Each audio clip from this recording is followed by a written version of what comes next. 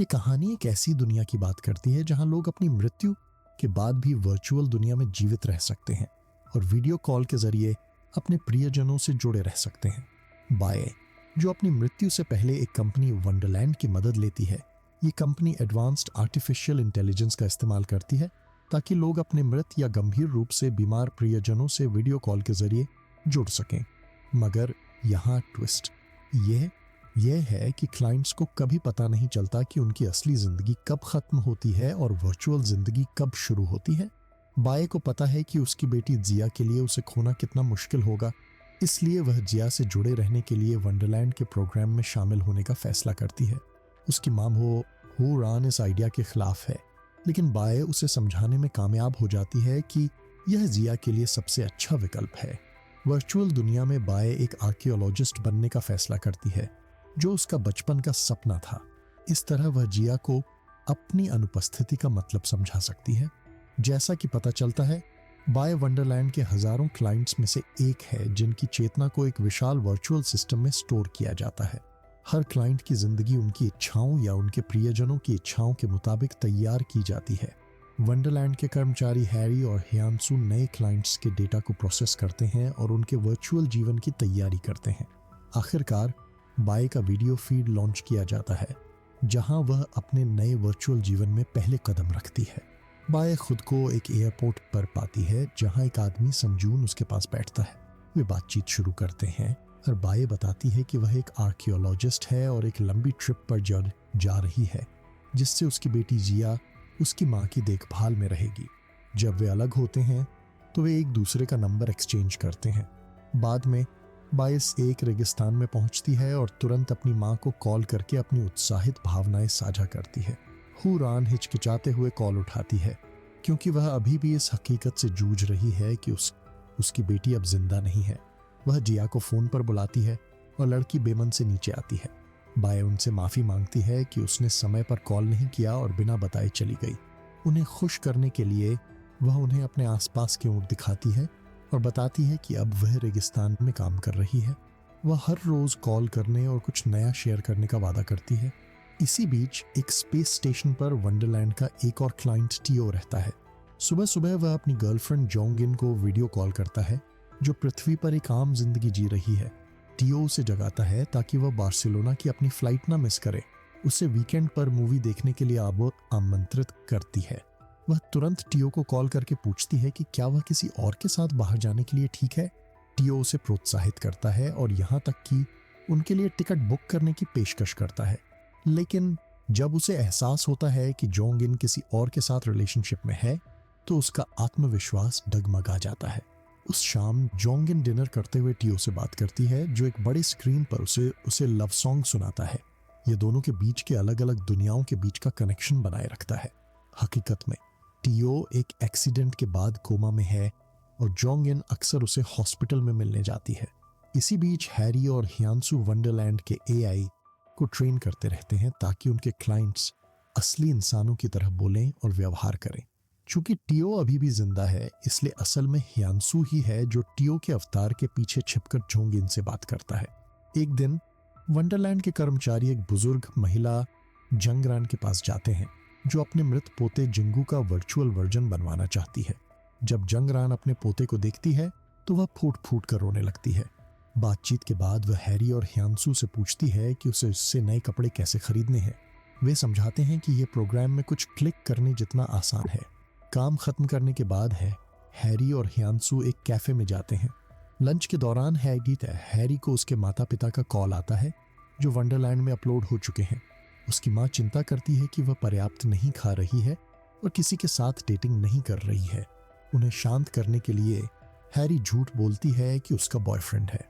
ह्यांसू उसके साथ खेलने का फैसला करता है और उसके माता पिता को ग्रीट करता है, खुद को उसका बॉयफ्रेंड बताता है।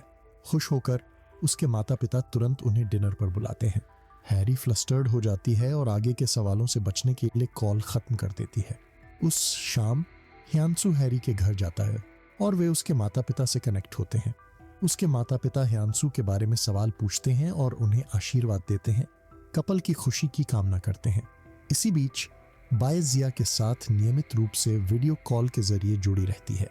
वह स्कूल इवेंट्स में वर्चुअली शामिल होती है, बेड टाइम स्टोरीज सुनाती है और रेगिस्तान में अपने काम के बारे में विस्तार से बताती है ताकि वह जिया की जिंदगी में अपनी मौजूदगी बनाए रख सके। एक दिन बाय को काम के कारण जिया के साथ कॉल बीच में ही खत्म करनी पड़ती है। कुछ ही पल बाद वह जम जाती है क्योंकि उसके दिमाग में उसके अतीत का एक दृश्य तैरने लगता है। वह इस बात से अनजान है कि वह अब जिंदा नहीं है। बाय इन फ्लैशबैक्स को अजीब यादों के रूप में खारिज कर देती है, लेकिन फिर भी उसे गिल्ट महसूस होता है। वह जिया को वापस कॉल करके माफी मांगती है। दुखी होकर जिया कहती है कि उसकी मां ने हमेशा उनकी बातचीत से ज्यादा काम को प्राथमिकता दी है। बाय हैरान हो जाती है और अपनी बेटी को आश्वासन देती है कि अब वे कभी भी बात कर सकते हैं। उस रात बाय को नींद नहीं आती और वह खुद को गर्म करने के लिए बाहर आग के पास बैठ जाती है। लेकिन अचानक उसका फोन बजता है। यह सन जून है जो एयरपोर्ट पर मिला था। वह रात के इस वक्त कॉल करने के लिए माफी मांगता है, लेकिन बाय उसे आश्वस्त करती है कि वह पहले से ही जाग रही थी। वह उसके सामने अपने दिल की बात कहती है और कहती है कि उसे लगता है कि वह एक अनंत सपने में फंसी हुई है जहां उसे खुद का एक अलग वर्जन दिखाई देता है। वह अपनी बेचैनी को मजाक में उड़ाने की कोशिश करती है, लेकिन सन जून उसे एक परेशान करने वाला सवाल पूछता है। क्या वह सच में मानती है कि उसकी जिंदगी असली है? बाय उलझन में पड़ जाती है और पूछती है कि उसका मतलब क्या है। संजून चुपचाप जवाब देता है कि उसकी हकीकत एक सपना है। बाय उसकी बात को मजाक समझकर हंस देती है। इसी बीच जोंग इन को पता चलता है कि टियो की हालत चमत्कारिक रूप से सुधर गई है। खुशी से उछलते हुए वह हॉस्पिटल पहुंचती है और पाती है कि टियो होश में आ गया है। डॉक्टर बताते हैं कि हालांकि टियो कोमा से बाहर आ गया है, लेकिन उसके दिमागी चोट के कारण उसे रोजमर्रा के कामों में दिक्कत हो सकती है। जोंगिन बस इस बात से खुश है कि असली टियो वापस आ गया है। वह तुरंत वंडरलैंड ऐप को डिसेबल कर देती है और टियो के रिकवरी में मदद करने के लिए खुद को समर्पित कर देती है। अगली सुबह जोंग इन ऐप के कृत्रिम संगीत से नहीं, अपने प्यार के कोमल स्पर्श से जी जागती है, जो उनकी साझा हकीकत में एक नई शुरुआत का प्रतीक है। वंडरलैंड में हैरी और ह्यांसू अपने काम की शुरुआत करते हैं, जहां वे युवा सिक से मिलते हैं जो एक टर्मिनल बीमारी से जूझ रहा है। वह सोच रहा है कि वह अपने वर्चुअल जीवन में क्या बनना चाहता है। वह पूछता है कि क्या वह एआई दुनिया को एक्सप्लोर कर सकता है ताकि वह देख सके कि यह कैसे काम करती है, लेकिन स्टाफ उसे चेतावनी देता है कि अगर वह खुद को बाहरी नजरिए से देखेगा तो इससे सिस्टम क्रैश हो सकता है। युवा सिक अपने खुद के फ्यूनरल में शामिल होने की इच्छा जताता है, लेकिन हैरी जोर देकर कहती है कि उसे अपनी मृत्यु के बारे में नहीं पता होना चाहिए, क्योंकि इसके लिए उसके पूरे वर्चुअल जीवन को रिस्टार्ट करना पड़ेगा। इसी बीच बाय की दुनिया धीरे धीरे बिखरने लगती है। उसे एक अजीब सपना आता है जहां उसकी असली जिंदगी और वर्चुअल दुनिया के फंतासी मिल जाते हैं। जब वह जागती है तो वह जिया को ढूंढने के लिए कार में बैठ जाती है, अभी भी इस बात से अनजान कि यह असंभव है। उसके साथ काम करने वाले अन्य एआई लोग उसे रोकने की कोशिश करते हैं, लेकिन वह उन्हें नजरअंदाज कर देती है। रास्ते में उसे एहसास होता है कि वह बार बार एक ही लोगों से मिल रही है और रेगिस्तान से बाहर नहीं निकल पा रही है। अचानक बाय के आसपास सब कुछ जलने और विस्फोट होने लगता है, लेकिन वह बिना डरे आगे बढ़ती है। वह अपनी मां से संपर्क करने की कोशिश करती है, लेकिन कोई जवाब नहीं देता।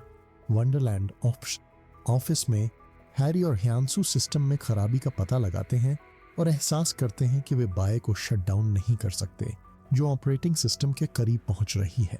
वर्चुअल दुनिया के अन्य निवासी भी इन गड़बड़ियों को नोटिस करते हैं, जो प्राकृतिक आपदाओं के रूप में सामने आती हैं और उनके अस्तित्व को खतरे में डालती हैं। बाय को रोकने के लिए संजून का एक वर्चुअल वर्जन उसके पीछे भेजा जाता है। वह उसे समय रहते पकड़ लेता है और उसे कार से बाहर खींच लेता है, इससे पहले कि एक हरिकेन उसे उड़ा ले जाए। वह फिर से उसे बताता है कि उसकी जिंदगी सिर्फ एक सपना है, और कुछ ही देर बाद हरिकेन उन दोनों को उड़ा ले जाता है। बाय जल्दी ही फिर से जाग जाती है और खुद को सिस्टम के कोर में पाती है। ह्यांसू बाकी बचे क्लाइंट्स को बचाने के लिए उसका सारा डेटा डिलीट करने का फैसला करता है। हैरी चिंतित है कि बाय अभी भी उसके परिवार के लिए जरूरी हो सकती है, लेकिन उसका नया वर्जन पहले वाले से बहुत अलग होगा। कई कोशिशों के बावजूद बाय का डेटा सिस्टम से डिलीट नहीं होता। ह्यांसू इसे एक गलती मानता है, लेकिन हैरी सुझाव देती है कि शायद बाय को कुछ चाहिए, इसलिए वह वर्चुअल दुनिया से बाहर निकलने की इतनी जिद कर रही है। हैरी बाय को वंडरलैंड की पूरी एक्सेस देने का फैसला करती है। बाय अचानक खुद को एयरपोर्ट के एआई वर्जन में पाती है जहां जिया गायब हो गई थी। वह आसपास के लोगों को सिग्नल भेजती है, उम्मीद करती है कि कोई उसकी मदद करेगा। उनमें से एक टीओ होता है जो कॉल उठाता है।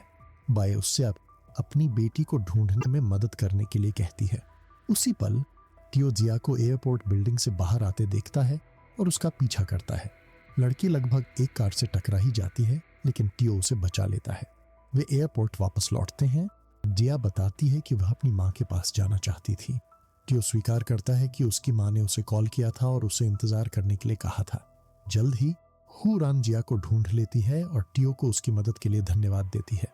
वह लड़की को ले जाने की कोशिश करती है, लेकिन जिया कहती है कि वह तब तक नहीं जाएगी जब तक वह अपनी माँ से नहीं मिलती। दादी कहती है कि उसकी माँ अब जवाब नहीं देती और जिया से खुद चेक करने के लिए कहती है। अपनी माँ को कॉल करती है और इस बार बाय कॉल उठाती है। वह कहती है कि वह पहले से ही एयरपोर्ट पर है, लेकिन जिया चारों ओर देखती है और उसे नहीं ढूंढ पाती। बाय, जिसे अब एहसास हो गया है कि वह सिर्फ एआई द्वारा बनाई गई एक प्रोग्राम है, अपनी बेटी को सच बताने का फैसला करती है। वह कबूल करती है कि उसकी असली माँ अब जिंदा नहीं है। कुछ पल के लिए चुप रहती है, लेकिन फिर पूछती है कि क्या वह अभी भी बेड टाइम स्टोरी सुन सकती है। बाय उसे आश्वासन देती है कि वे फोन पर बात करते रहेंगे और फिर हुरान से बात करने के लिए कहती है। हुरान भावुक हो जाती है, लेकिन बाय उसे आश्वस्त करती है कि सब ठीक हो जाएगा और उसे अपना ख्याल रखने के लिए कहती है। हालांकि हुरान के लिए अपनी बेटी के एआई वर्जन से बात करना अभी भी मुश्किल है, लेकिन वह वंडरलैंड सब्सक्रिप्शन कैंसिल करने का फैसला नहीं करती। कुछ समय बाद जोंगिन टीओ को बताती है कि उसने वंडरलैंड सर्विस का इस्तेमाल क्यों किया और समझाती है कि उसने स्पेस को खुद से सबसे दूर का पॉइंट चुना था। टीओ एहसास करता है कि इस दौरान जोंगिन उसके एआई वर्जन के व्यक्तित्व की आदी हो गई है और वह जाने का फैसला करता है। वह उसे पकड़ लेती है और गले लगा लेती है, यह साबित करते हुए कि वह अभी भी उससे प्यार करती है। वह फिर हैरी को कॉल करती है और अपना सब्सक्रिप्शन कैंसिल करने के लिए कहती है, यह बताते हुए कि उसके बॉयफ्रेंड अब नॉर्मल लाइफ में वापस आ गया है और उसे अब उसके डबल की ज़रूरत नहीं है। इसी बीच बाय को रीस्टार्ट करना पड़ता है और वह अपना वर्चुअल जीवन नए सिरे से शुरू करती है। वह एक बार फिर एयरपोर्ट पर पहुंचती है, जहां संजून पहले से ही उसका इंतजार कर रहा होता है। उनकी छोटी सी बातचीत से पता चलता है कि रीसेट के बावजूद बाय समझती है कि उसकी जिंदगी असली नहीं है, लेकिन वह उसी वर्चुअल रेगिस्तान की ओर आशावाद के साथ बढ़ती है। एपिलॉग में ह्यांसू अपनी माँ से मिलता है और युवा सिक से मिलवाने का फैसला करता है। जैसा कि उसने उम्मीद की थी, वे एक दूसरे को पहचानते हैं और उसकी माँ युवा सिक से माफी मांगती है कि उसने कई साल पहले बिना अलविदा कहे उसे छोड़ दिया था।